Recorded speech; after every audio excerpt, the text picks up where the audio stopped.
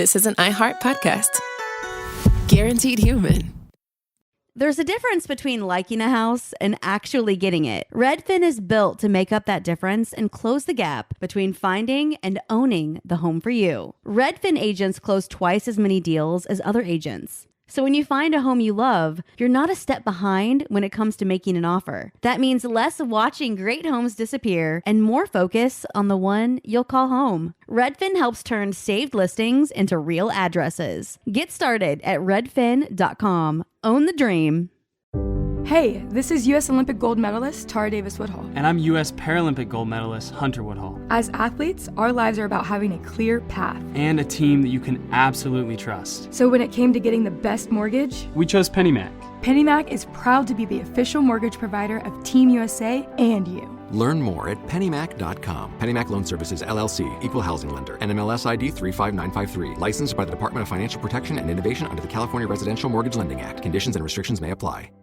Support for the show comes from Public, the investing platform for those who take it seriously. On Public, you can build a multi-asset portfolio of stocks, bonds, options, crypto, and now generated assets, which allow you to turn any idea into an investable index with AI. It all starts with your prompt. From renewable energy companies with high free cash flow to semiconductor suppliers growing revenue over 20% year over year. You can literally type any prompt and put the AI to work. It screens thousands of stocks, builds a one-of-a-kind index, and lets you backtest it against the S&P 500. Then you can invest in a few clicks. Generated assets are like ETFs with infinite possibilities, completely customizable and based on your thesis, not someone else's. Go to public.com/podcast and earn an uncapped 1% bonus when you transfer your portfolio. That's public.com/podcast. Paid for by Public Investing. Brokerage services by Open to the Public Investing Inc. Member FINRA and SIPC. Advisory services by Public Advisors LLC, SEC registered advisor. Generated assets is an interactive analysis tool. Output is for informational purposes only and is not an investment recommendation or advice. Complete disclosures available at public.com/disclosures.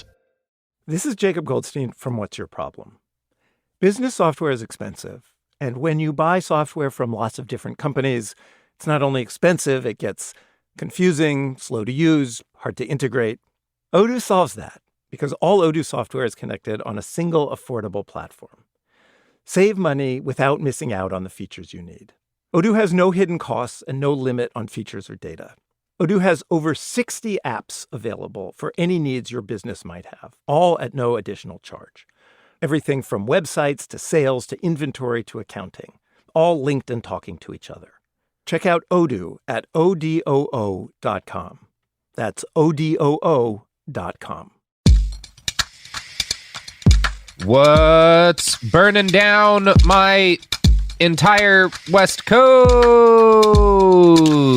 I'm Robert Evans. This is Behind the Bastards, the only podcast recorded in the midst of a haze of disaster smoke and human misery, talking about something that also generated a lot of horrible smoke and human misery, the School of the Americas. This is part 2 of our special series on the U.S. just fucking around in Latin America, getting a lot of people killed. And my guest, as within part 1, is Joelle Monique. Joelle, you are a podcast producer, yes. And you are also are you the president? I am not of myself. Yes. Okay, you're the president, but not of the United States. No, not. Thank God, no. Okay. I would vote for you. This is good to know because I was going to actually be very angry at you about the wildfire response, but apparently you had nothing to do with that. No, no. So I guess we're cool. Sorry, okay. I forgot who the president was briefly, and since you were on my computer, you meant to say she's a culture critic. That's a kind of president in a way. Aren't we all the president of critiquing culture? Yes, indeed. Wasn't that what Gamergate was about, basically? Was it? I don't know. Gamergate was about a lot of things. So much happened. Yeah. Okay. So Joelle, how are you? We're doing this. Normally we do both parts of a 2-part episode in the same day. We took a little breather, and then the entire country caught on fire. Yes. So I don't know. How are you holding up? I'm not yet on fire and counting my blessings. And oh God, I'm actually really glad we took I'm trying to encourage more people to like allow themselves space to breathe in a very serious way. Like I feel like before this, we had all of this culture surrounding like self-care and also, but like guys, seriously, if there was ever a time to like take a nap every once in a while and to like say, no, you can't do that thing, which is something I'm really trying to work on now, is absolutely the time. It's so chaotic. This is easily the most chaos most of us have ever experienced in our lives ever. You can rest at times, not all the time. We have to stay vigilant. There's a lot to take care of, but my God, please, like just allow yourself some space. So with that, I am not crying today yet. So I feel good to keep going, keep learning, hopefully make some positive change in the near future. Well, that's a good way to look at things. Love you. Let's pivot directly from that to talking about unbelievable war crimes committed on behalf of U.S. interests in parts of the world that are very close to our country. And we're crying again. Yeah, let's do what Behind the Bastards does best and let everybody know that the world's more fucked up than they thought it was. It is kind of comforting, you know. I think there are a lot of people who have lived pretty comfortable existences because we've all sort of come up and had our childhoods in this period of relative calm that's unusual in human history, and also was very geographically isolated. The calm was localized, right? And hearing stories like this makes you understand that like this chaos and like uncertainty and fear that we're feeling, this gnawing terror that like death squads might start coming in the night, that like the state might send security forces out to murder you, this like thing that's new to most Americans, is what we've been doing to a bunch of people for decades. Yes, and so this is important to understand. So yes, there's a reason we have been disturbed and disrupted, and I feel like at the very least, hopefully now we can have better empathy and better like thoughtful action.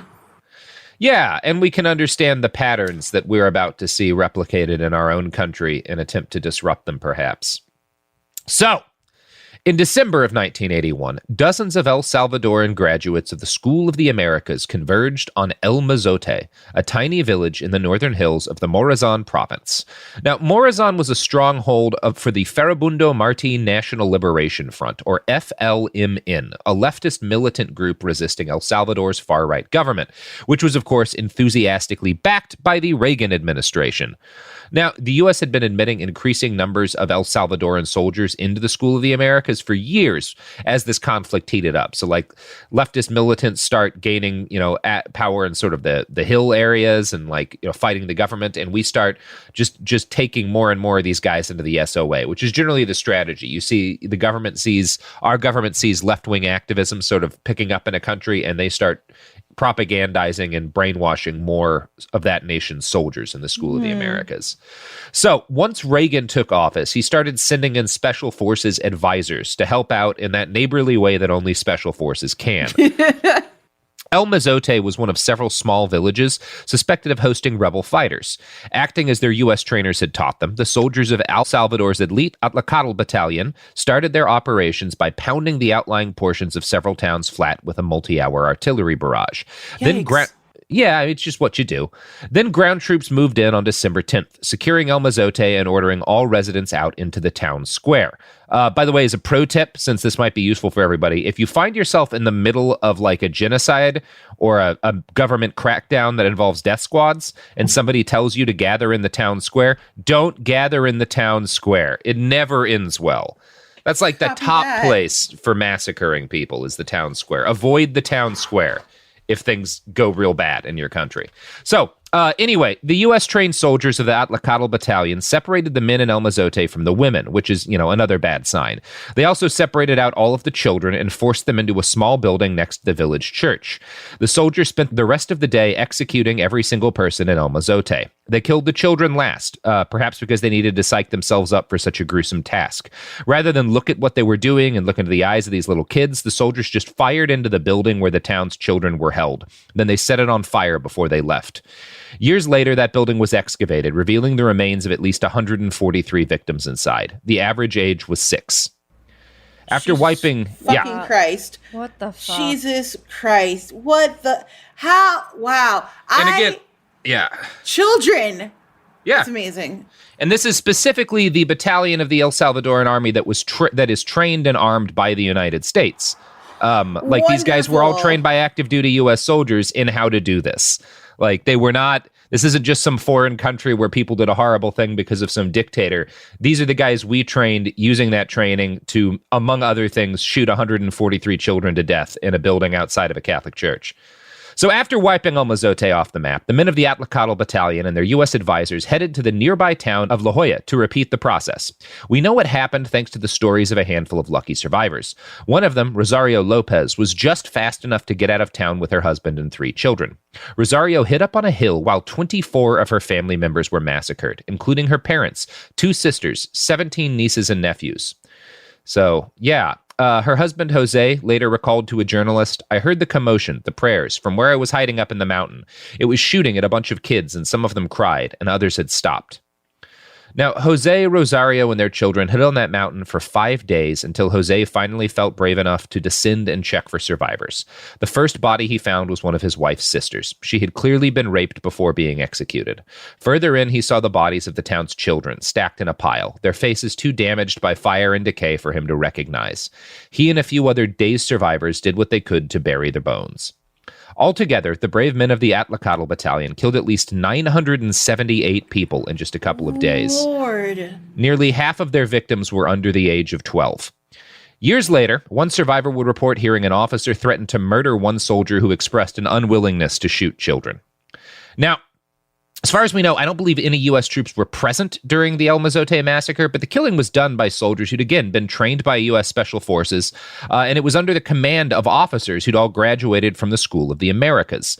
Those little boys and girls were also gunned down by U.S.-made M16 assault rifles, which had been given to El Salvador as part of the $1 million a day in military aid that the Reagan administration sent into the country. When Ronald Reagan took office, Latin America was in the grip of yet another wave of revolutions. The Sandinistas had overthrown the dictator of Nicaragua in 1979, and by the time Ronnie was sworn in on a Bible made of jelly beans, left-wing guerrilla movements in Guatemala and El Salvador looked like they might be on the verge of victory too. And I'm going to quote here from an article in The Intercept. In retrospect, it's clear that these were inevitable revolutions, the title of one history of the period. Tiny, cruel white oligarchs had ruled over indigenous peasants across the region for hundreds of years, and sooner or later, the dam was going to break. But to the Reaganites, this was all the work of the international communist conspiracy, headquartered in Moscow, and had to be crushed by any means necessary. Now, the article I just quoted from The Intercept was written by John Schwartz, a journalist I quite respect. He wrote that article this very year in partial response to some new developments in the decades-old quest to hold some of the perpetrators of El Mozote accountable for their crimes. But John's greater purpose was to highlight how similar many of the tactics the Reagan administration used to cover up its complicity in foreign massacres are to tactics being used right now by the Trump administration. And considering the number of armed Trump supporters talking about mass murdering their political foes, like within 5 minutes of my house, you can see why it's relevant. So this is really important to talk about for more reasons than just understanding a historic crime. This has bearing on what's going to happen to a lot of people listening to this podcast in the future if things go as bad as they could go. So El Mozote was never supposed to become public knowledge. The Reagan administration, when this happened, the Reagan administration was in the process of trying to sell Congress on a partnership with the Salvadoran government. And one requirement that Congress had put forward was that the president would have to certify by January 29th, 1982, that El Salvador was, quote, making a concerted and significant effort to comply with internationally recognized human rights. Now, if he couldn't, all U.S. aid to El Salvador, $1 million a day in guns and other baby-killing tools, would be cut off. So there were high stakes here. Now, the Reagan administration was very unhappy when they started hearing the first reports from El Mozote, not because of the 1,000 people who'd been killed, but because this was bad for them politically. It was going to be providing... feed for the Democrats. So the first move that they took was to write off the rumors of the massacre as a trick by left-wing guerrillas. But then on January 27th, 1982, 2 days before Congress's deadline, the New York Times and the Washington Post both published front-page stories about the massacre. Writing in The Intercept, John details what happened next. Thomas Enders, a career diplomat who at the time was Assistant Secretary of State for Inter-American Affairs, later said that El Mozote, if true, might have destroyed the entire effort in El Salvador. What to do? The answer had been articulated by Richard Nixon years earlier. As was borne out by Nixon's direct experience during Watergate, few things are more dangerous to conservative priorities than good journalism. Therefore, as a top Nixon aide later recalled, Nixon believed that it was necessary to fight the press through the nutcutters, as the president called them, forcing our own news, make a brutal, vicious attack on the opposition. That's what Nixon said. Fight the president through the nutcutters, forcing our own news, make a brutal attack on the opposition. So the pushback began with congressional testimony by Enders. There's no reason to confirm that government forces systematically massacred civilians, he told a House subcommittee. What about the number of victims? Bonner's article had mentioned a list of 733 compiled by villagers, as well as a tally of 926 from a human rights organization. Elliott Abrams, who'd just taken office as Assistant Secretary of State for Human Rights and Humanitarian Affairs, informed the Senate that the numbers, first of all, were not credible. Our information was that there were only 300 people in the canton. This was clear conscious deceit on part of Abrams. Both the Times and Post articles had written that the massacre had taken place in several locations. Then came the assault from the administration's outside allies. On February 10th, the Wall Street Journal ran a lengthy editorial titled "The Media's War." Americans were badly confused about the situation in El Salvador thanks to the U.S. press. El Mozote was not a massacre, the journal wrote, but a quote-unquote massacre. What? Yeah. What is a quote-unquote massacre? Yeah, what does that even mean? Yeah, on the one hand, the number of dead had been obviously exaggerated, and on the other, maybe the killing had been carried out by rebels dressed in government uniforms. Bonner was credulous, a reporter out on a limb, and like reporters in Vietnam, a sucker for communist sources. One of the editorial's authors appeared on PBS to proclaim that obviously Ray Bonner has a political orientation. So there's a lot that's going on here. But it's all very familiar. So first of all, what you see is Abrams getting up there and throwing out a bunch of lies at once. Number one, like throwing out a soundbite like El Mozote's not a massacre. It's a quote unquote massacre. The number of dead have been exaggerated. Oh, and maybe they were also killed by rebels dressed as soldiers. There's no evidence for any of this. He's just throwing out a bunch of claims that then have to be dealt with and like responded to by the Times and by the Washington Post. And it helps to drum up this idea that there's debate over whether or not anybody was killed, and that allows Americans to kind of shut their ears to it. And it works. This is the same thing the Trump administration does now. It always works. It works extremely well. And of course, he starts to attack. This is one of the reasons why I'm less concerned these days about pretending to not have a bias as a reporter, because Bonner here is doing as much as he possibly can. He's a very good traditional reporter doing very good traditional reporting, and he gets called a communist, basically, because that's what they do. It doesn't matter what you say. It doesn't matter how biased you are or aren't. They're going to call you a communist if you're reporting on things that are bad to them. So yeah, Accuracy in Media, which was a conservative media criticism organization, went further, declaring Bonner was waging a propaganda war favoring the Marxist guerrillas in El Salvador. So, yeah, it worked. Bonner was pulled out of Central America by the Times and sent back to New York for more training in journalism. Other reporters, what the hell? Yeah, the Times did what they do. It's the New York Times, right? They're always going to publish that first good story, and they're always going to back away and run a bunch of op-eds with wingnuts claiming that story was bullshit because they're scared of being seen as taking a stance on anything. That's how it's going to be. Fucked up. Yeah, that's how it was in the 30s too. Yeah, that's just the way it goes. We haven't evolved at all. Nothing ever changes. Papers being reliant on advertising dollars. It's really, I mean, we've already seen it destroy like most like solid sources of internet journalism, and the papers have been fighting it for so long.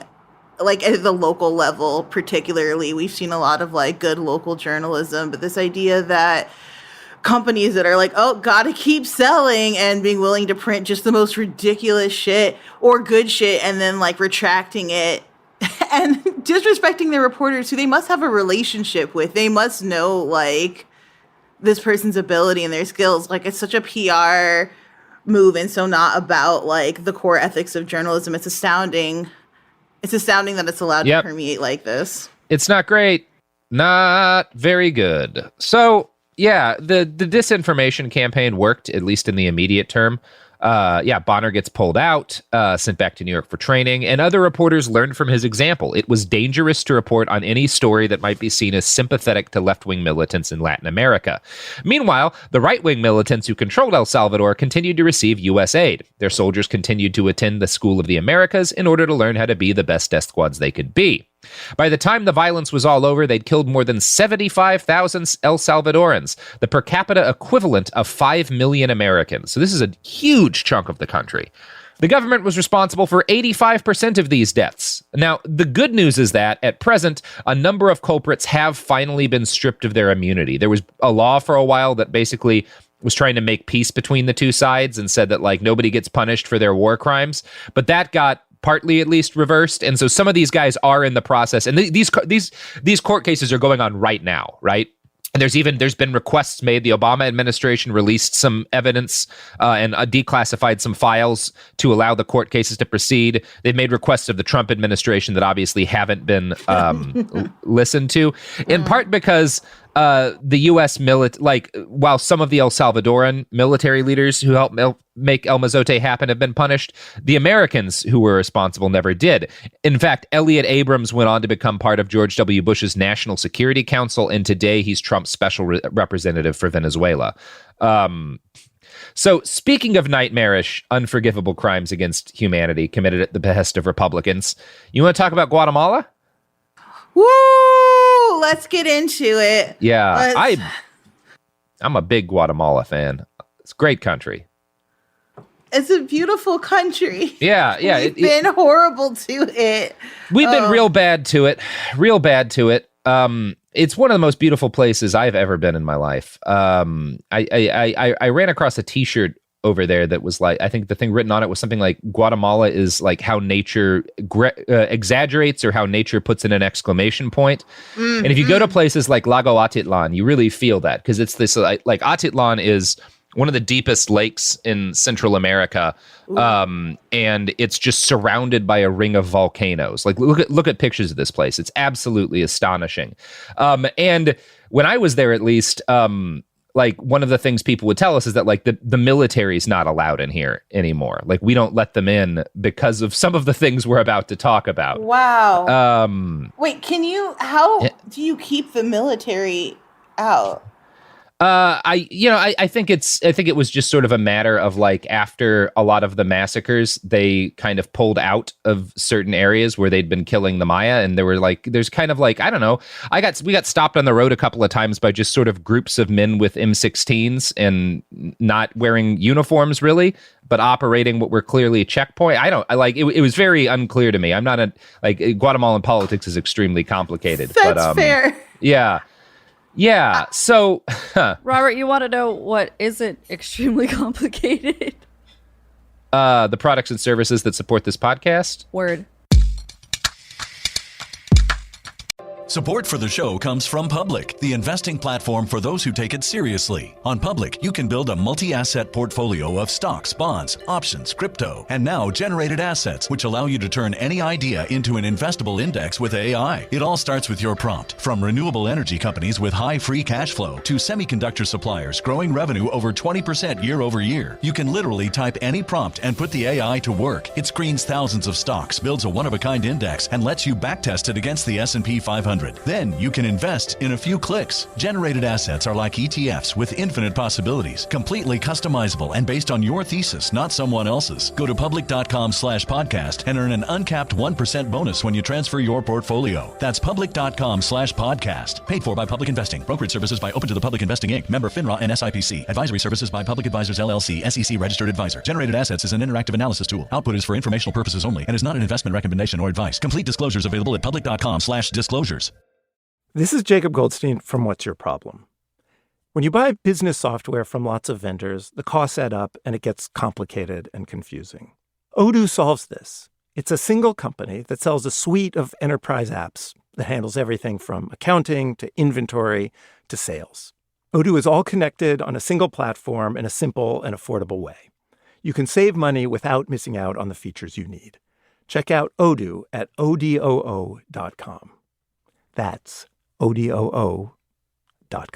Tired of spills and stains on your sofa? Wash away your worries with Anabay. Anabay is the only designer sofa that's machine washable inside and out, starting at just $699. Plus, Anabay sofas are pet-friendly, stain-resistant, and feature changeable slipcovers and modular pieces. Get up to 60% off site-wide with a 30-day money-back guarantee. Visit washablesofas.com to get yours now. That's washablesofas.com. Offers are subject to change, and certain restrictions may apply. There's no championship league for small business owners. But if there was, you'd be at the top of the standings. Because going pro with Lenovo Pro means you've got the winning formation. One-on-one advice, IT solutions, and customized hardware powered by Intel Core Ultra processors help you stay ahead of the competition. Business goes pro with Lenovo Pro. Sign up for free at lenovo.com/pro. Lenovo.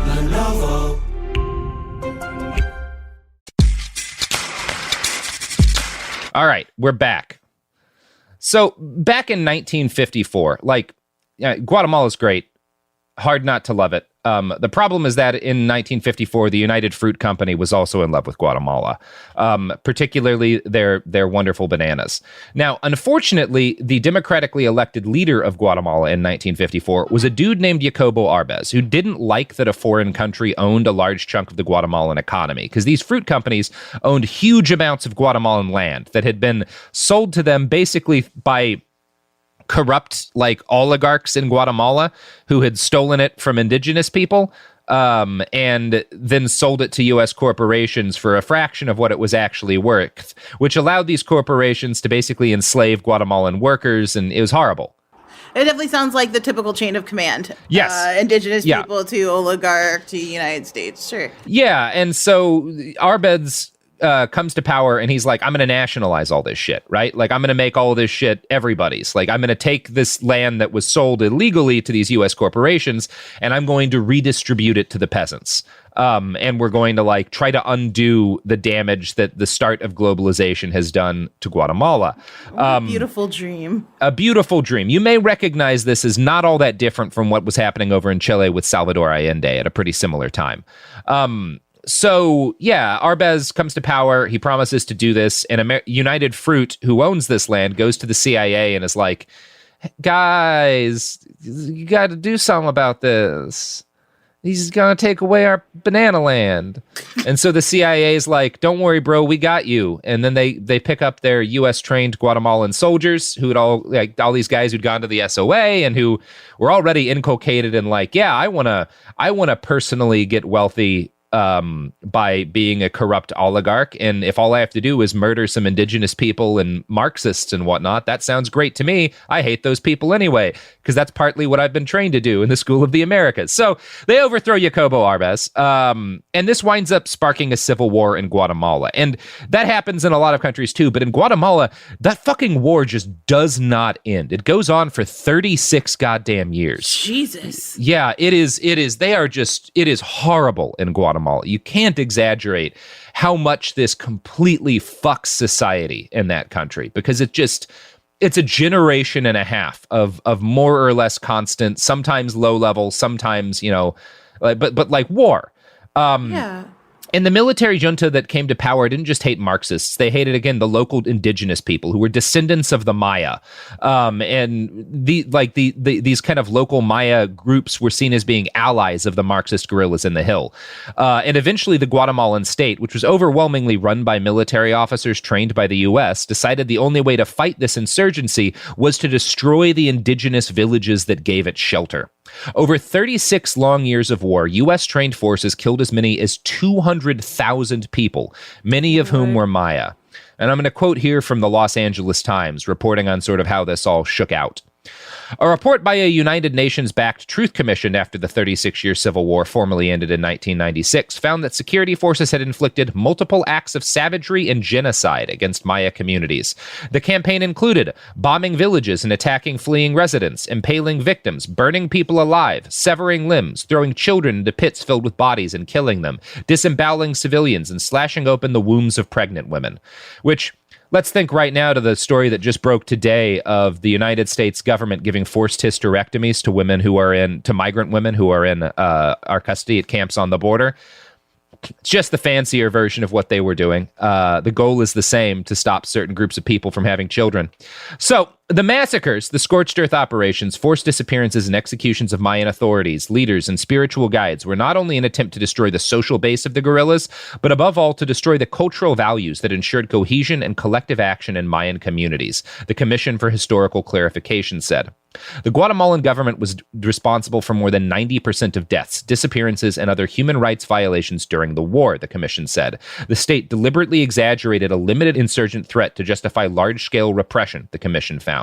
And again, what that quote from the Commission for Historical Clarification is saying is that the Guatemalan government, with the U.S.'s backing, committed genocide. That's what genocide is, an attempt to destroy a culture. So in the 1970s, which is kind of in the middle of this whole war, President Jimmy Carter attempted to put a halt to the violence. And he did this by banning all military aid to Guatemala in order to force the government to take action on its horrible human rights record. Now, this was in general another period, like I said, where left-wing insurgencies were starting to gain ground in Latin America. And Carter's decision infuriated the American right wing. In 1982, a three-man military junta headed by evangelical preacher and School of America's graduate General Efrain Rios Montt took power in Guatemala. Now, Rios Montt had been one of the School of America's first students, graduating back in 1951 when the school was just 3 years old. And when he finally took power, the Reagan administration was happy to know they had a steadfast ally they could trust to think the right way about things. And Rios Montt is a very interesting guy because, again, he's in the military. In 1976, he comes under the influence of a bunch of American evangelical preachers, and he converts and becomes, and like takes a break from being in the military to be like a radio preacher and stuff. Like he's like Jerry Falwell, but he's also a general. And he is a hardcore, like religious conservative, very much in line with the American right wing. So Rios Montt, under his, like, again, the war had been going on for a while, but under Rios Montt, it escalates to a new stage of horror. And in objective terms, before we get on to objective terms, I want to read a couple of different quotes from survivors of the horror that Rios Montt put out. And this is from an article in NACLA called Rios Montt, the Evangelist.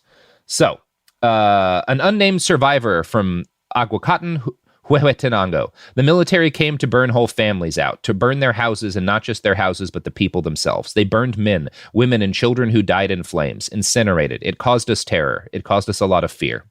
Another unnamed survivor from Rabanal, Baja Verapaz. The military officials raped the women who were 12 and 13 years old. The girls couldn't do anything because there were so many soldiers lining up to take their turn. First they raped them, and then they killed them. Another unnamed survivor from the same town. The children were kicked to death. The children shouted and shouted, and then they were silent. So that's Rios Montt. Whoa. Trying to kicking a person to death is such a laborious task. Yeah. Like it can't be done quickly. And as you spoke earlier about like soldiers not being allowed really to back out, otherwise potentially suffering the same fate. That's so much psychological damage done not just to the victims, but also to the people actively participating in these murders. Yeah. What a human toll. I mean, it's one of those things you read about things like the Nazi genocides, and not like the constant, like one of the things people don't understand about the Holocaust is that the concentration camps were not plan A. The concentration camps were in part a result of the fact that the German high command learned during the course of executing genocides that their soldiers couldn't survive massacring civilians. There was a particular massacre called Babi Yar where they shot like 30,000 people to death in a single day. God. And it just destroyed a lot of these soldiers, which is not saying like these Nazis need sympathy, but human beings can't do that, most of them. And so men were shooting themselves and drinking themselves to death. And one of the reasons why the camps got built is because there was this understanding by the high command that like, oh shit, we can't, like, we're going to be suffering like casualties we can't afford in order to carry out these genocides. We need to find a way to do them while exposing the minimum number of soldiers to the savagery that's necessary in them. Anyway, the fact speaking that we can of assembly line destruction is just that's why you do it. Wow. And it's also why you really need to have a religious justification for what you're doing, because it makes it easier to convince people that they're doing the right thing by killing these godless communists. Speaking of that, Ronald Reagan won the presidency in 1980 by flipping the evangelical vote away from the Democrats, who had helped elect Carter a little bit earlier. And two of his big backers, of Reagan's big backers, were, of course, Jerry Falwell and Pat Robertson. We talk about this in our Falwell episode. Rios Montt was friends with Jerry Falwell and Pat Robertson. They were great buddies. He considered them spiritual advisors. And Reagan developed a friendship with Rios Montt. In 1982, while all of this kicking children to death stuff was going on, Reagan traveled to Guatemala and basically said that all of the stories of genocide there were lies, and that Rios Montt was totally dedicated to democracy in Guatemala. He said, "Frankly, I'm inclined to believe that Rios Montt has been getting a bum rap." What? Yeah. Easy to do, I guess, when your agenda is being achieved. Yeah. You can overlook kicking babies to death. Yeah, well, it's just some babies. Reagan also said that Rios Montt had great personal integrity. And he blamed the media. In 1983, he lifted the arms embargo on Guatemala, flooding the country with helicopter parts that the government needed to continue its genocide. During his first year in power, Rios Montt's soldiers massacred more than 10,000 civilians. 400 villages were wiped off the face of the earth. Years later, a Reconciliation Commission report would find that U.S. aid during this period had a, quote, significant bearing on human rights violations during the armed confrontation. Now, typing that out excises a major part of the story, because the crimes committed by the Guatemalan government weren't just enabled by U.S. weaponry and carried out by soldiers trained by the army. Acts of torture and even genocide were regularly carried out with the help of active-duty American soldiers. And this brings me to the story of Sister Diana Ortiz. She was a U.S. Ursuline nun. In 1987, she traveled to Guatemala to teach little kids how to read. Unfortunately, the Guatemalan government was somewhat distrustful of the Catholic Church, for reasons we'll discuss a little later.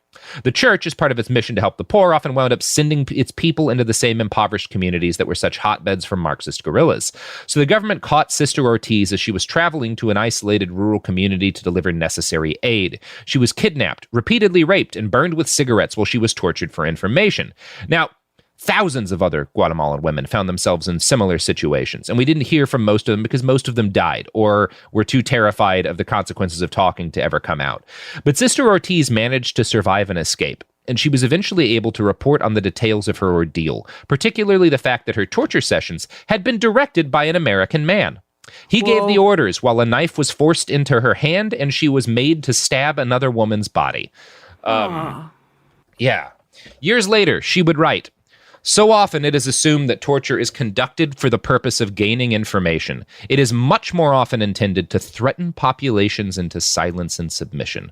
What I was to endure was a message, a warning to others, not to oppose, to remain silent, and to yield to power without question. In Guatemala, the Catholic Church sought to walk in company with the suffering poor. I was to be a message board upon which those in power would write a warning to the Church to cease its opposition or be prepared to face the full force of the state." Something for everybody to keep in mind as the coming months come. That's what torture is. That's what police violence is. It's what happens in the streets of Portland when a police officer punches a 17-year-old in the face before macing them at point-blank range. It's the same idea. You force them into silence by causing them pain and terror. Cool stuff. Good things. Deep shit. Yeah. So while we're talking about the Catholic Church and the School of America's graduates, we should return to El Salvador and the story of a brave Catholic priest named Oscar Romero.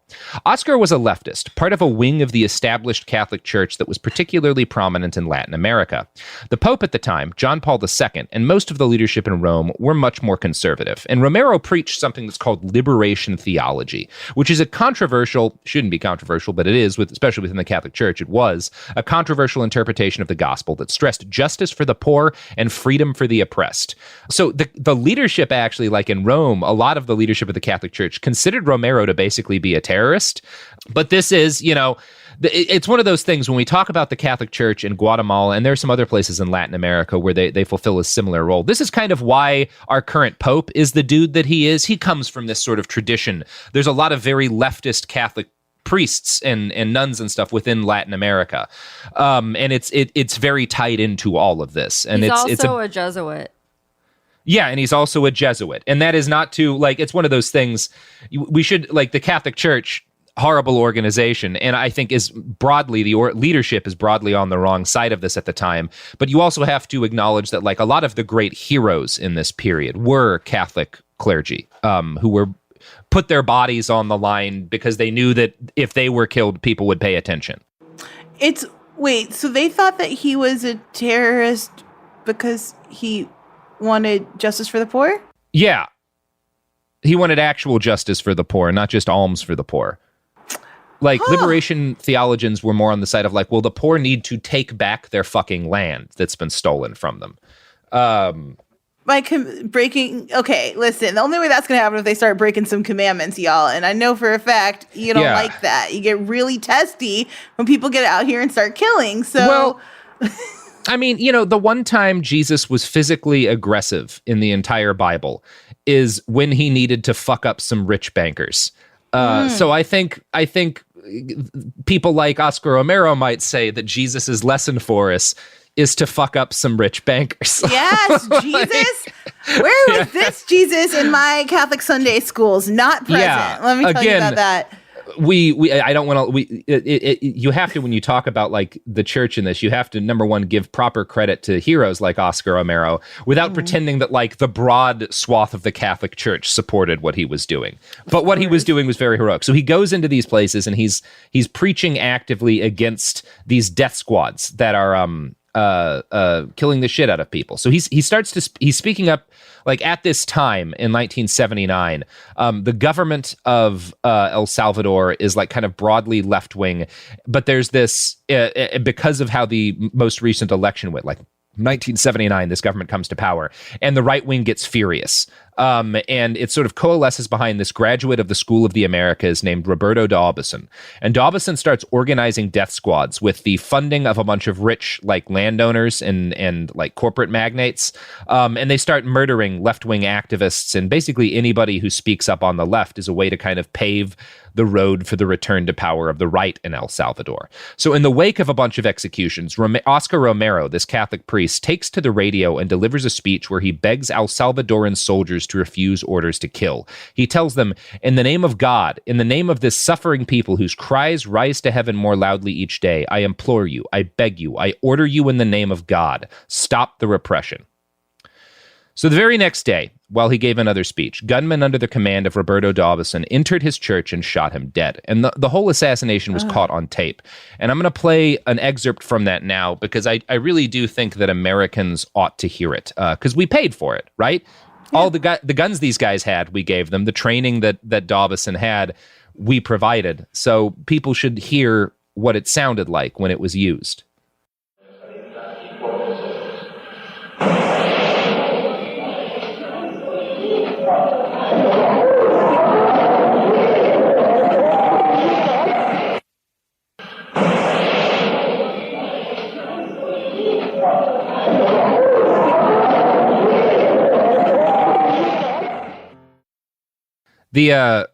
The sound that the people make in the wake of that, the screaming from inside the church, is that's the sound of imperialism, and it's distilled into its purest form. That's the sound of the American empire and what it does to the human soul. That screaming, the distortion and the fear and the pain. It's important to listen to that, I think. As I can listen, I don't know if you've ever listened to the slave tape narratives. You know what those are? No. So in the 1930s, late 20s, as we were able to start recording audio, a group of folks decided that they needed to record all of the last like living slaves in America. Oh like, God, yes, to hear their stories. Yeah, this was part of Yeah, and like ever since, like I listened to most of them. There aren't that many because the quality of audio equipment and recording at the time wasn't great, so we lost a couple of the tapes, and they've preserved and digitized what they can. But like ever since, like really taking a listen to those and understanding not just the connection to the past, but to the present, like and the way words are formed and the way certain sounds hit our ears, like I believe firmly in the preservation of atrocity, in the hopes that people actually listen to it and take that in. And you can't hear anguished screams like that, understand the similarities between what happened there and what's currently happening in our own backyards, and not immediately feel called to action. Yeah. Yep. Yeah. So, Dobson, who again is the guy who's organizing these death squads, the ones that kill Romero, and several supporters were caught on a farm shortly thereafter with a cache of guns and other equipment that tied them to the killing. But authorities received so many death threats from Dobson's far-right supporters that he was released very quickly. His political allies took power soon after. Dobson became a celebrated figure among the global right wing and even in the United States. In 1984, several U.S. Republican political advocacy organizations invited Dobson to Washington, D.C. to attend a dinner held in his honor. He was praised for his continuing efforts for freedom in the face of communist aggression, which is an inspiration to freedom-loving people everywhere. No one has ever been brought to justice for Romero's murder. This is largely due to the fact that Dobson died early. I mean, that's one of the reasons. He didn't live very long. He got like cancer or some shit. The Catholic Church did, however, canonize Oscar Romero in 2018, turning him into a proper saint. So, you know, that's good. He had been treated as a saint and considered a saint by people in El Salvador for decades by this point, by the way. Like he was immediately canonized by the people who lived there.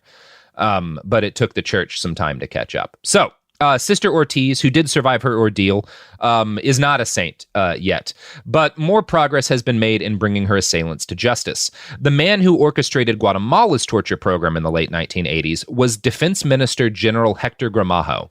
He was trained, of course, at the School of the Americas. I feel I'm becoming a bit of a broken record, but all of these guys went there. In 1981, a U.S. court found Gramajo responsible for the rape and torture of Sister Diana and ordered him to pay $47.5 million in damages.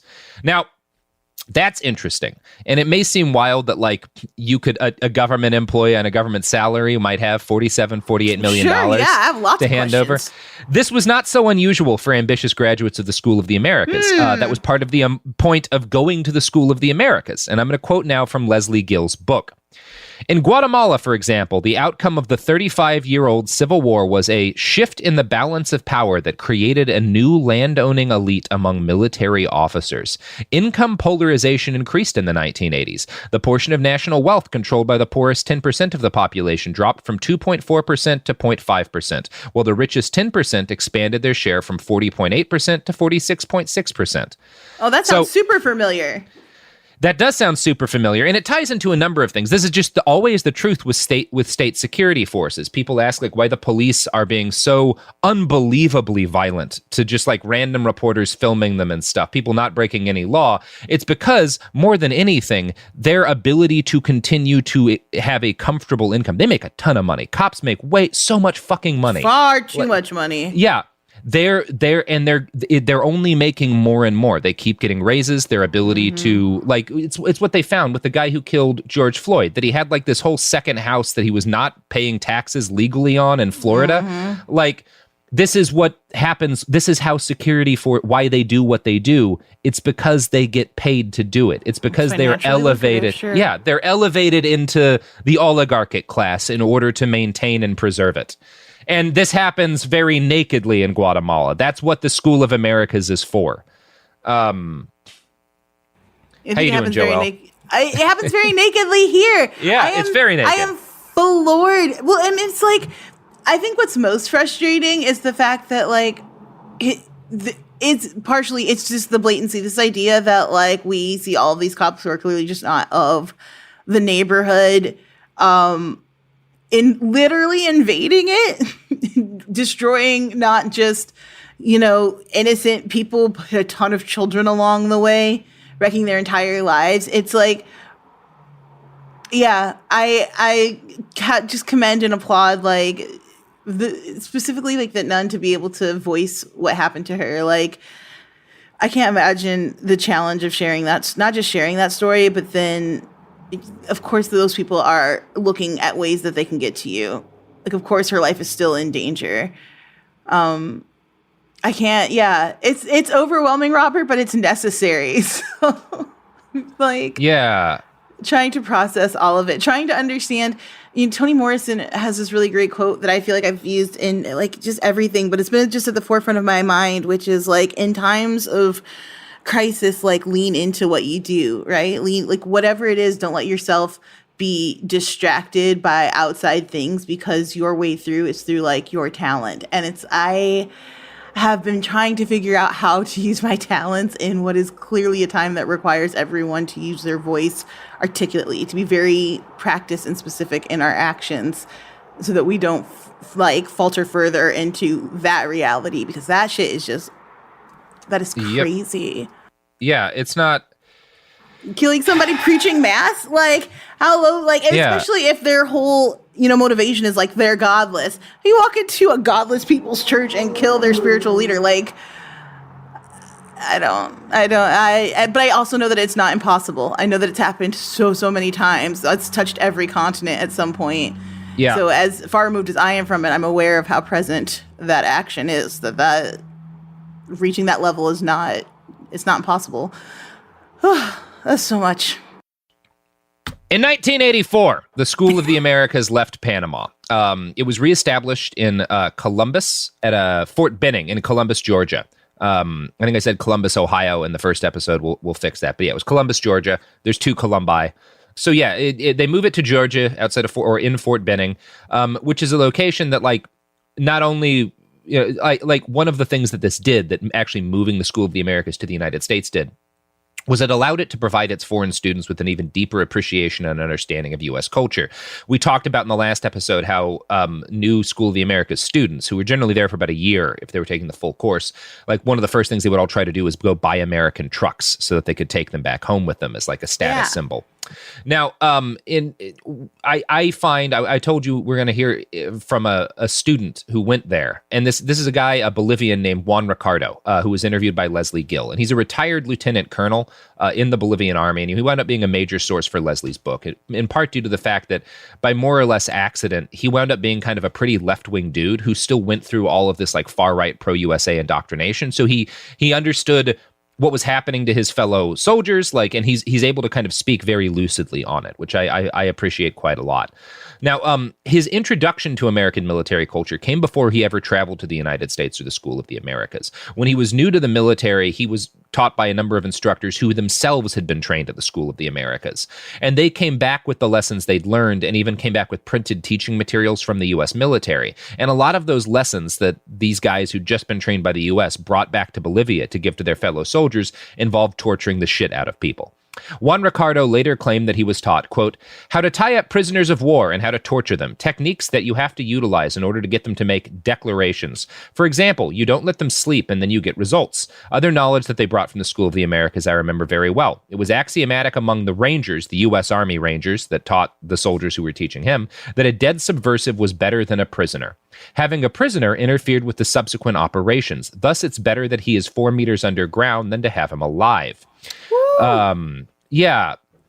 I was trying to picture, like, between when we last spoke and today, like, what are these classes like? And silly me, I was envisioning, like, very subtly, like, this is how you would maybe have to tie up somebody who, like, in the same way that I feel like often, like, we've seen with cop training courses, the more we learn about those, the more it doesn't seem so insidious, right? It's not so direct. Yeah. It's like, oh, well, this is how you pull your gun, and it's like a 2-second course, and you're like, well, that's not enough information. So of course we have like a lot of, misfires and people that actually accidentally shooting other police officers and things like that. It sounds like this was like Torture 101. Welcome. Here we go. Getting started. By the way, shoot your prisoners. Yeah. Yeah. If they're dead, even better. No problem. Wow. Yeah. All right. So while you think about executing prisoners in violation of international law, you should think about something else that violates international law: the products and services that support this podcast. Support for the show comes from Public, the investing platform for those who take it seriously. On Public, you can build a multi-asset portfolio of stocks, bonds, options, crypto, and now generated assets, which allow you to turn any idea into an investable index with AI. It all starts with your prompt. From renewable energy companies with high free cash flow to semiconductor suppliers growing revenue over 20% year over year, you can literally type any prompt and put the AI to work. It screens thousands of stocks, builds a one-of-a-kind index, and lets you backtest it against the S&P 500. Then you can invest in a few clicks. Generated assets are like ETFs with infinite possibilities, completely customizable and based on your thesis, not someone else's. Go to public.com/podcast and earn an uncapped 1% bonus when you transfer your portfolio. That's public.com/podcast. Paid for by Public Investing. Brokerage services by Open to the Public Investing Inc. Member FINRA and SIPC. Advisory services by Public Advisors LLC, SEC registered advisor. Generated assets is an interactive analysis tool. Output is for informational purposes only and is not an investment recommendation or advice. Complete disclosures available at public.com/disclosures. This is Jacob Goldstein from What's Your Problem? Business software is expensive, and when you buy software from lots of different companies, it's not only expensive, it gets confusing, slow to use, hard to integrate. Odoo solves that because all Odoo software is connected on a single affordable platform. Save money without missing out on the features you need.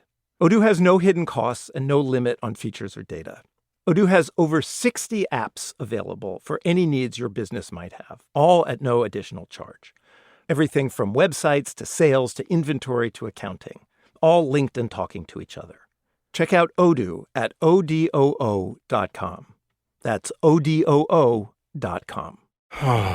Sink into affordable luxury. Anabe is the only machine-washable sofa, inside and out. With stain-resistant slip covers and a cloud-like frame duvet, everything goes right in the wash. Plus, the modular design lets you change the look of your space anytime. Visit washablesofas.com to upgrade your home. Shop up to 60% off site-wide, with sofas starting at just $699 and a 30-day money-back guarantee. Shop now at washablesofas.com. Offers are subject to change, and certain restrictions may apply.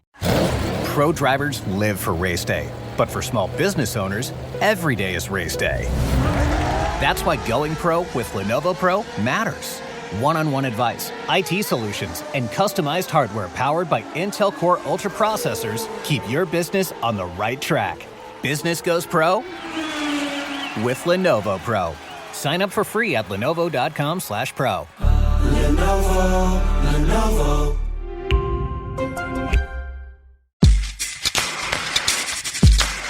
We're back, and I've been informed by corporate that our sponsors do not violate international law. They, in fact, comply with international law. I apologize for the error. It's you can see how the mistake. It's a binary, so it's easy to make. Get the wrong one of those two. Anyway, we do apologize here. So yeah, in case you weren't a big war crimes buff, it is a war crime to execute prisoners. In fact, everything Juan Ricardo says about what they taught about counterinsurgency, these U.S. trained officers who trained him, is war crimes, are war crimes, would be war crimes were they done, and in fact they were. Now, you might question how reliable a source Juan Ricardo is and whether or not we can trust him, because he's one guy, with a clear political ideology, making very bold claims about things the United States did. And there's a number of ways I could back up his stories. Number one would be just reciting dozens of other anecdotes of people who were tortured and said U.S. soldiers were there, or who were tortured by soldiers trained by America. But the fastest way to back up what Juan told Leslie Gill is just to cite the Pentagon's own published teaching materials. See, in 1996, the Clinton administration ordered the declassification of a number of training materials used at the School of the Americas. This tranche of documents included a Pentagon memo from 1992 addressed to the Secretary of Defense. It's written by Werner Michael, who is the intelligence oversight assistant to the SecDef. And Michael was, I think, assigned to look into this problem once there started to be, Americans started to, complain about how the School of Americas was a terrible thing. And he was basically sent to, look into the training material these guys were being given. And from what I can tell reading this memo, he seems to be, it seems like he's kind of a relatively decent person who wound up in this position of having to analyze a horrific war crime being committed by his colleagues. And it's a really interesting read for that reason. Now, one of the things he notes is that the manuals that he was reviewing, which are like broadly referred to as the torture manuals, which were like the training documents starting in like 1989, that they were all out of compliance with U.S. law and with international law. But the reason nobody found out about it for years is that they were only written in Spanish. So nobody reviewed them in the entire Department of Defense. Yeah. It's the second most spoken language in the country. That is baffling. Yeah, but why would we have anybody look into that shit? Yeah, it's amazing. God. So, our ignorance is astounding. Yeah, and I'm going to quote from his review now. An Army review dated 21 February 1992, conducted at our request, concluded that 5 of the 7 manuals contained language and statements in violation of legal, regulatory, or policy prohibitions. These manuals are handling of sources, revolutionary war and communist ideology, terrorism and the urban guerrilla, interrogation, and combat intelligence. To illustrate, the manual handling of sources in depicting the recruitment and control of human intelligence sources refers to motivation by fear, payment of bounties for enemy dead, beatings, false imprisonment, execution, and the use of truth serum. The manual also discloses, okay, so it's either it sounds like a manual for the mob or a supervillain. Yes, but it was the Army's Department of the Army's manual that was, giving explicit illegal advice to foreign soldiers. Now, this memo is the closest you're going to get to an explicit condemnation by a member of the Department of Defense of all of the genocide and rape and child murder they willfully trained and allowed soldiers to commit.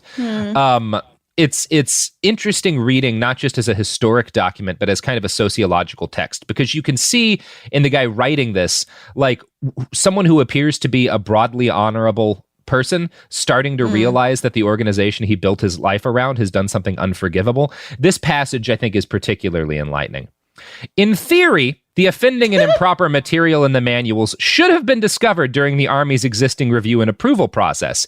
It is incredible that the use of the lesson plan since 1982 and the manual since 1987 evaded the established system of doctrinal controls. Nevertheless, we could find no evidence that this was a deliberate and orchestrated attempt to violate DoD and Army policies.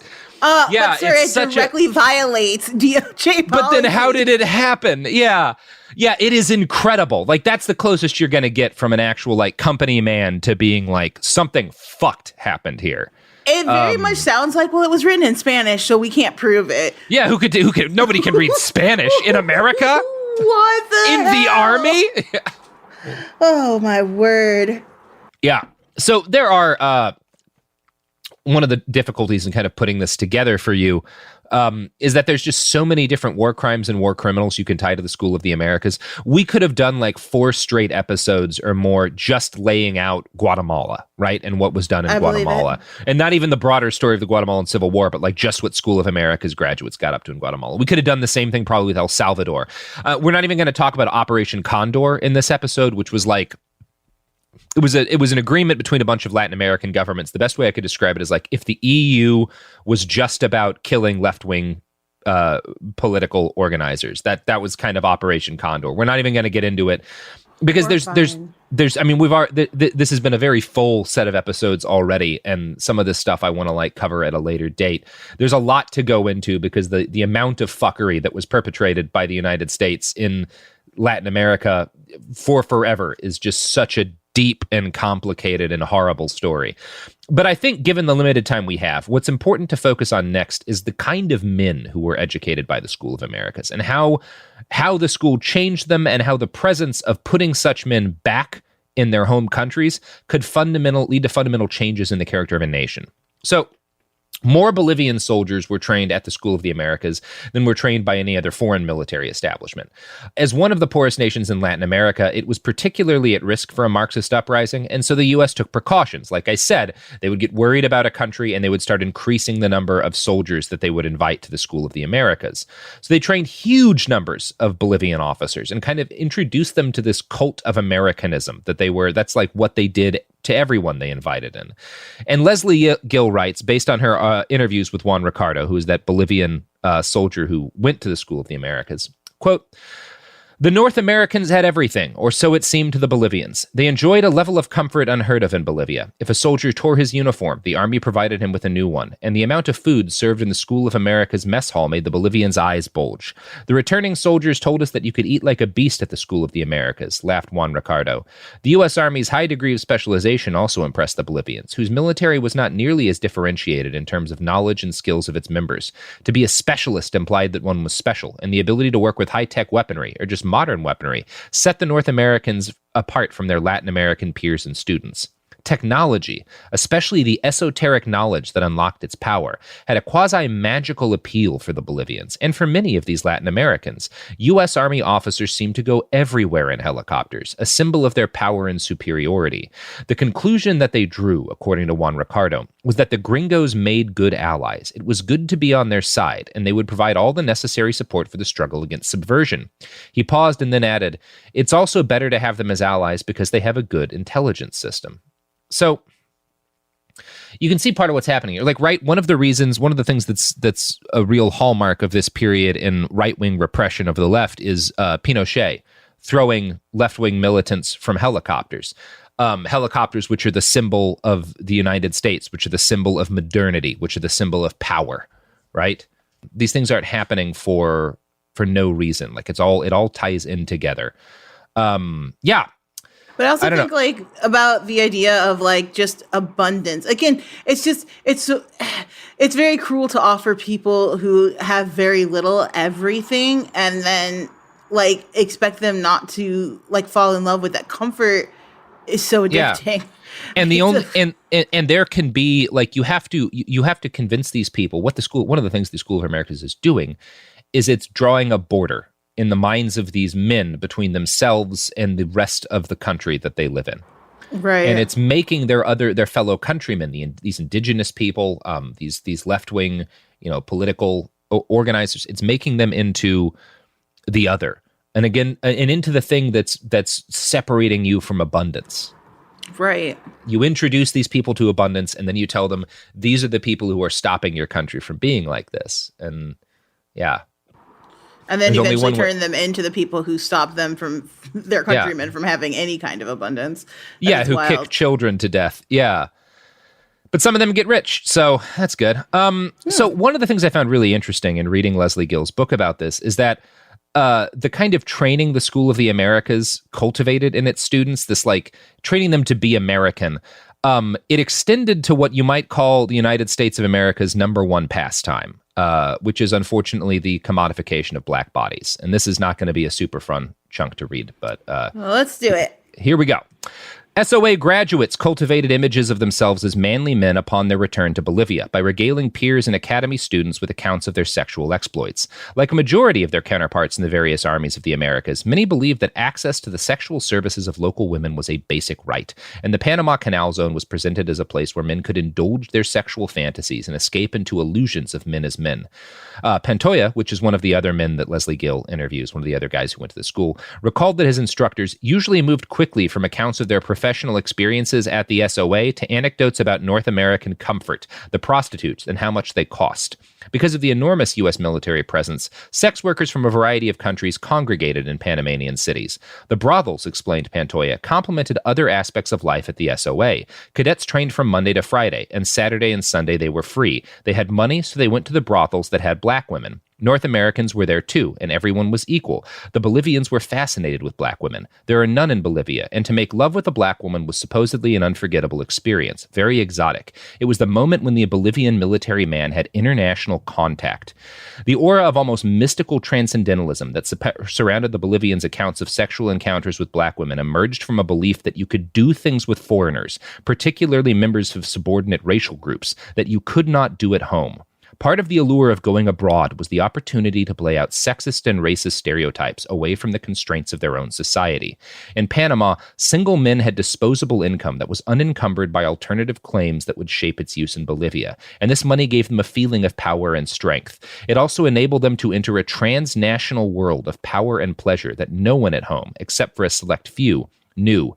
As these men lived the excitement of going abroad and took part in daily training exercises at the SOA, they began to reflect on their own country in different ways. The SOA experience aggravated long-standing domestic hatreds of Indians and communists as officers struggled to separate themselves from their own modest origins and to explain the roots of Bolivian underdevelopment to themselves. I will never understand why some people think that black bodies are inherently magic beyond, like, the black culture, specifically black women, have co-opted that to mean, like, you have value, essentially, beyond what the world gives you.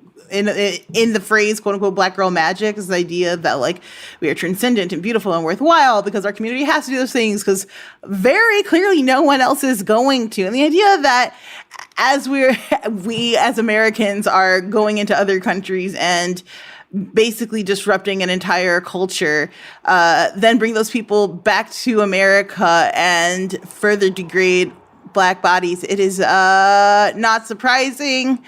And yet still frustrating, still maddening, still, again, just confusing at our ability to just shrug at human life and just be like, yeah, my life has more value than yours. I can't, I have such a hard time processing it. Yep. Yeah. I know there's a lot going on there. Yeah, there's a lot going on there. I find it interesting, the way in which these guys are kind of being, the way in which they're being trained with abundance, yes. Right? And how dangerous that is. Because when you read like, you'll hear a lot about the School of the Americas on Twitter, and it'll usually be, because it's Twitter, people don't have time for super detailed explorations of things, but it will generally be something like, oh, the United States has this school where it trained assassins and murderers and stuff, and it was the School of the Americas, and it led to all these revolutions, and that's bad. And I think the reality, like, I think the focus actually on the torture curriculum and stuff is kind of a mistake, because I don't think that's the most insidious and dangerous thing that the school did. What we just talked about in that last passage, this bringing the men from these countries, these military officers, into the world of white men in the United States, and what that means, and the accumulation of not just the accumulation of, like, physical goods, but the domination of the bodies of people who are sort of a lower racial caste than you or whatever. Like, all of this stuff, they were brought into whiteness in a real way. And that's a huge part of what led to the massacres. I think that's fascinating. Yeah. I mean, there's this super good documentary on Netflix right now, which sort of attempts, and I say attempts because it's coming from a tech company that produces the same standards of being as the tech companies the documentary is meant to critique. Yeah. But the idea essentially is that, like, tech companies have designed themselves based off of your existence. Essentially, you become the product, or your ability to change and adhere to a corporation's need to use your dollars. Hold on, I can explain this better. Give me a second. It's the idea that you are the product, right? Like, because the internet is free, someone has to pay in order to keep these tech companies running. And so they run on ad revenue. And ads, the goal of an ad is to get you to change your behavior. So you use the product, the ad is advertising. And what a lot of the documentary is done just with interviews of people who created it. It's like the guy who created the endless scroll on Twitter is one of the interviewees. And there's, like, at one point, the producers ask all these interviewees, like, do you let your children use social media? And all of them across the board are like, well, no, because I can't stop myself from using this tool I created because it's based off of human behavior. And human behavior cannot change as fast as computer technology changes. Computer technology at a crazy rate. It's, like, exponentially faster than any other thing that exists. It's just constantly changing. So it can learn us faster than we can learn and adapt to it. And I think probably the same thing is at play here. This idea of, once you understand humans and their desires, and you find small ways to manipulate that, most people can't help but fall in line because that's just their human, yeah, we're supposed to be out picking fucking berries, and if you can replicate that berry picking thing, like, you can make us do anything because we really want them motherfucking berries. It's just that, now the berries are Ford trucks and prostitutes. But it's about accumulation, right? It's this thing in our animal brains that we feel compelled to do for reasons that were at one point necessary and aren't anymore. But if you can trick that part of the brain, we'll keep looking for those goddamn berries. I don't know. Absolutely. I don't know how much that ties into this, but yeah. Well, it ties into it because you have the entire group of people who are willing to commit human atrocities, but for and then the question becomes obviously people have free will, and I don't want to say America came in and it changed these people and they were suddenly unable to do anything about it. That's not the intention of the conversation, but it's how I guess I'm always trying to put myself in the situation of how would I react to a similar set of circumstances, and the ease with which I could picture myself, loved ones falling into these headspaces of how dare these people keep me from the comfort I've experienced here, and I don't want to go backwards. Yeah, that fear of constantly going backwards.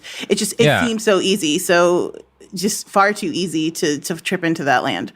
Yeah.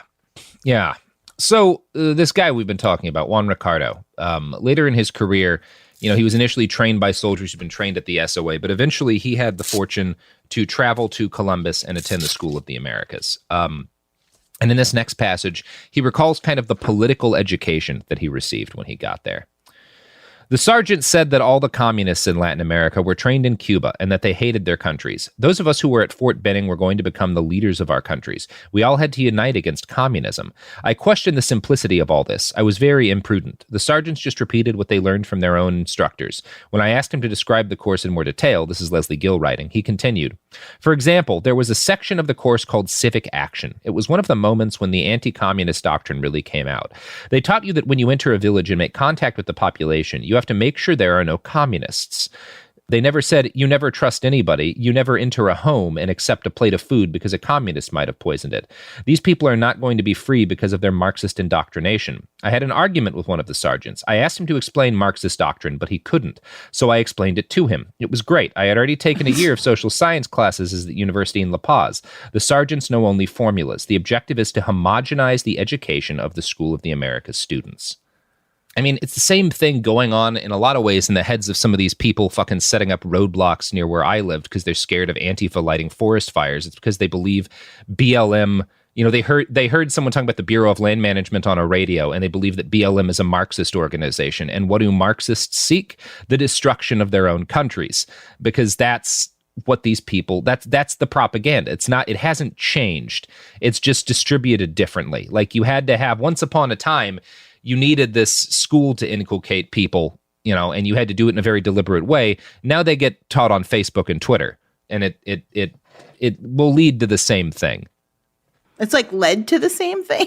I think, yeah, it's starting to. Almost. I think it's starting to. You have a lot of Americans who are willing to murder large groups of other people because they vaguely think that they're Marxists. I mean, what was it, 2 years ago we had that kid walk right into a church and just assassinate people he just prayed with? I mean, it's Oh, no, that was 2015, Dylan Roof. Yeah. God, time is weird. Time is just not. Yeah. It feels like so. Bleh. Yeah. Hearing all this, you won't be surprised that between 1978 and 1980, Bolivia held 2 general elections and went through 5 presidents, none of whom won an electoral victory.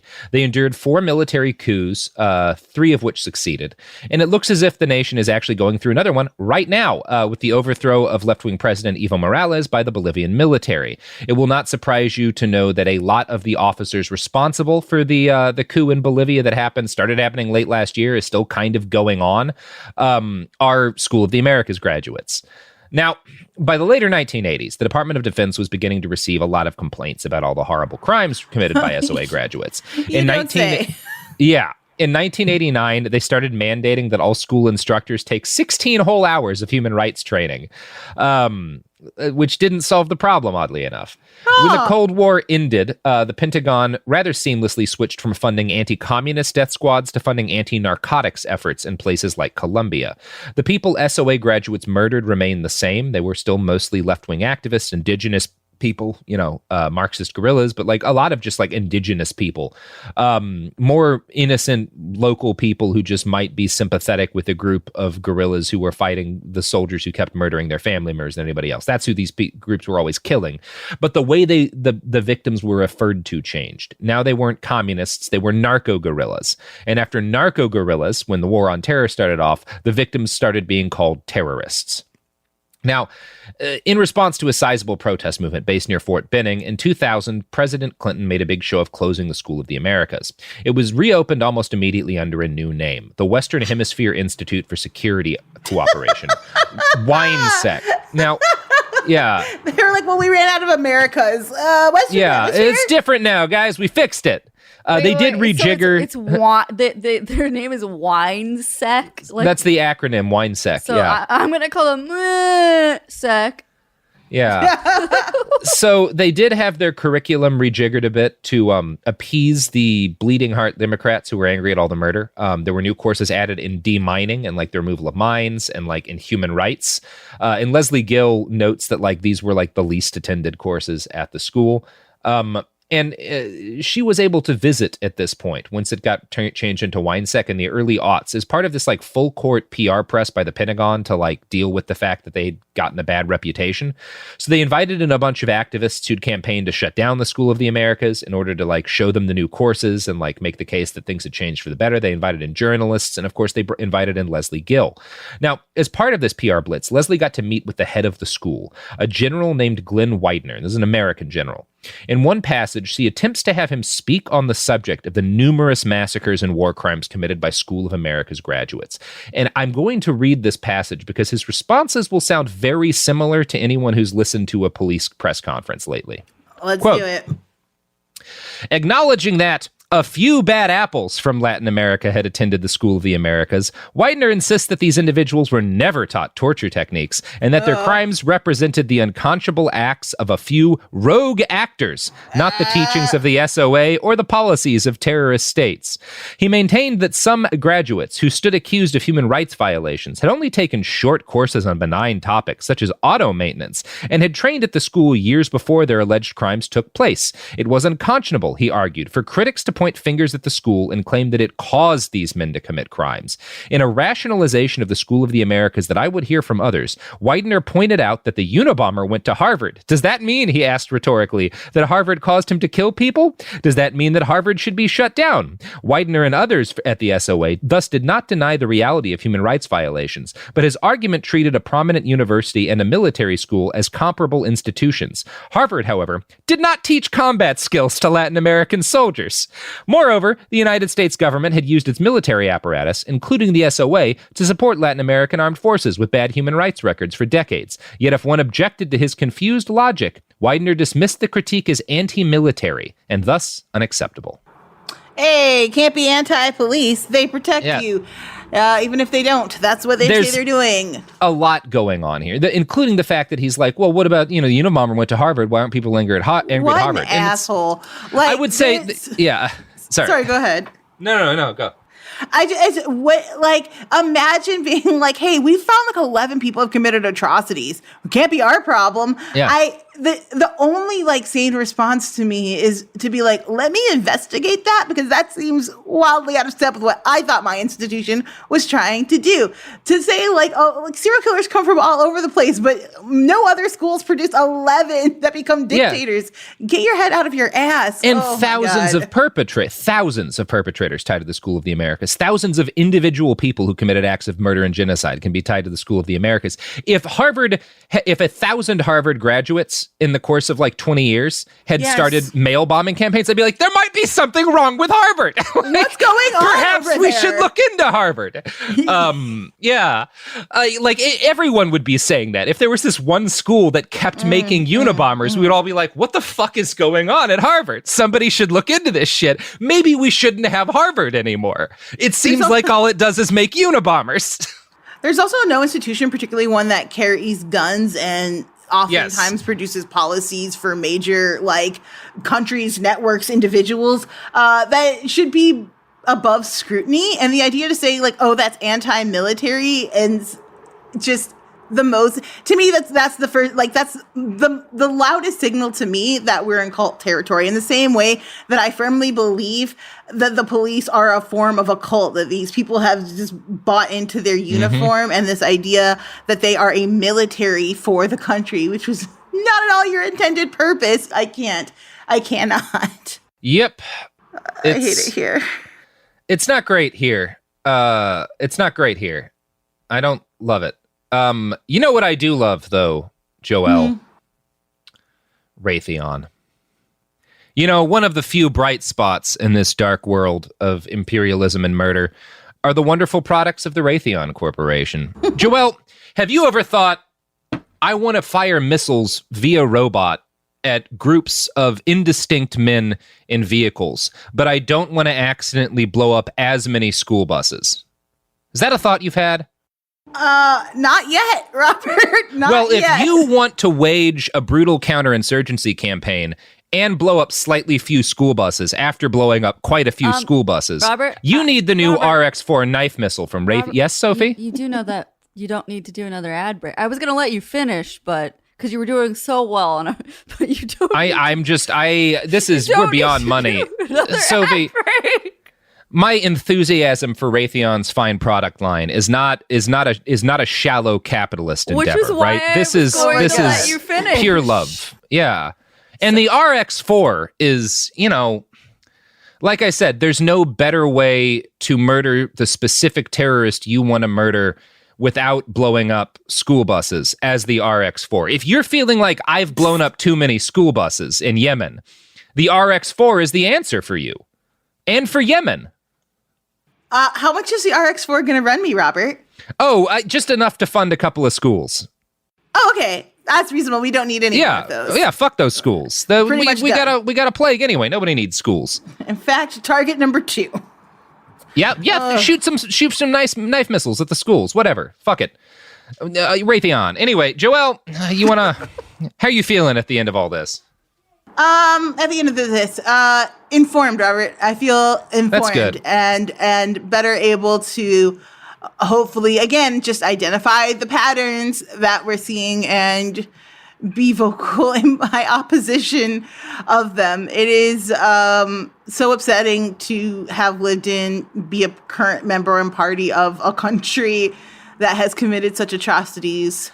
I don't want these things to happen in the name of my country anymore. I really like so many aspects of being an American. So many Americans do I love.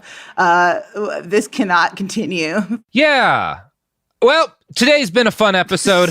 We all enjoyed things. We learned a lot. I think we're all bummed out now. So go do some push-ups. Go scout out the roads around your house in order to keep an eye on the right-wing militias that might try to set up death squads in your area. And more than anything, I don't know. I have nothing for you other than what I've given you. Go make this not happen again. Yes. Do you have any plugs? No, I've never been on the internet before. I actually don't understand what's happening to me right now. I was woken up and dragged into a darkened room by masked men and told to read this script. So that was actually me and Anderson, and somehow with a funny voice changer. Well, I have nothing to plug. That makes dog barks sound like scary men. Mm-hmm. Well, he means he's at iWriteOK on Twitter, and we're at Masters Pod on Twitter and Instagram, and we have a TeePublic store. And if you're Joel, did you do your plugs? I don't remember. I blacked out. I didn't. I don't have anything to plug, but I do want to commend you, Robert, for doing some of the best work I have that's personally impacted my life. Like, I don't know on a large scale what's happening with anything. It's, like I said, chaos, but I mean it very legitimately when I say you've given me a space to be more educated and more informed. I am a product of the American school system, and I need to be more informed, so thank you. Yeah. Thank you. Well, yay. That's the episode. Bye. All right. Got through it. All right, we got it. Thank you. This is Jacob Goldstein from What's Your Problem? Business software is expensive, and when you buy software from lots of different companies, it's not only expensive, it gets confusing, slow to use, hard to integrate. Odoo solves that because all Odoo software is connected on a single affordable platform. Save money without missing out on the features you need. Odoo has no hidden costs and no limit on features or data. Odoo has over 60 apps available for any needs your business might have, all at no additional charge. Everything from websites to sales to inventory to accounting, all linked and talking to each other. Check out Odoo at odoo.com.